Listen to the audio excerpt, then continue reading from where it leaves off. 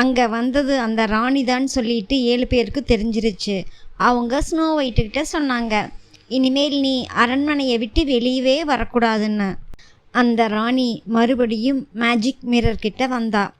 என்னுடைய மாயக்கண்ணாடியே, இந்த உலகத்திலேயே மிகவும் அழகான பெண் யார் என்னன்னு கேட்டா. மிரர் சொல்லுச்சு, நீங்கள் தான் உலகத்திலேயே மிகவும் அழகான ராணி. ஆனால் ஸ்னோ ஒயிட் உங்களை விட மிகவும் அழகானவங்க. கோபத்தோடு இருந்த அந்த ராணி மறுபடியும் ஸ்னோ ஒயிட்டை கொல்றதுக்காக வேறு வேஷத்தில் போனான். கூடையில் சில விஷ ஆப்பிள் எடுத்துக்கிட்டு போனான். ருசியாக இருந்த அந்த ஆப்பிளில் விஷத்தை கலந்து வச்சா. ஒரு வழியாக ஸ்னோ ஒயிட் இருக்கிற இடத்த அந்த மோசமான ராணி அடைஞ்சா. ருசியாக இருக்கிற ஆப்பிள் சாப்பிட்டு பார்க்க விரும்புகிறீர்களா அப்படின்னு ஸ்னோ ஒயிட் வீட்டுக்கு வெளியே நின்று கேட்டா.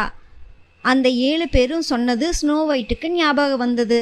கதவை சாத்திட்டு உள்ளேயே இருந்தா.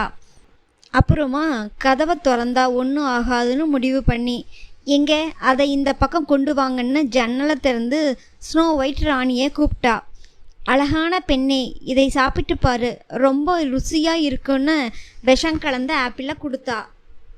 ரொம்ப ஆசையாக இருந்த ஸ்னோ ஒயிட் ஆப்பிளை கட் பண்ணி மேல் பகுதியை சாப்பிட ஆரம்பித்தா. ஆப்பிளை கொஞ்சம் கொஞ்சமாக சாப்பிட்டுட்டு இருந்த ஸ்னோ ஒயிட் அதில் இருந்த விஷத்தோட தாக்கத்தால் திடீர்னு கீழே விழுந்து இறந்துட்டா. ராணி சிரிச்சா. இந்த முறை உண்மையாக தீர்த்து கட்டிட்டோங்கிற சந்தோஷத்தில் மறுபடியும் அந்த மிரர் கிட்ட போனா. என் அருமை மாயக் கண்ணாடியே, இந்த உலகிலேயே மிகவும் அழகான பெண் யார் என்று சொல்லு கேட்டா. அந்த மிரர் என்ன சொல்லுச்சுன்னா, நீதான் அழகான ராணி, நீ மட்டும்தான் அழகான ராணி, எல்லோரையும் விட நீதான் ரொம்ப அழகானவ. இதை கேட்டதும் ராணி ரொம்ப சந்தோஷப்பட்டா.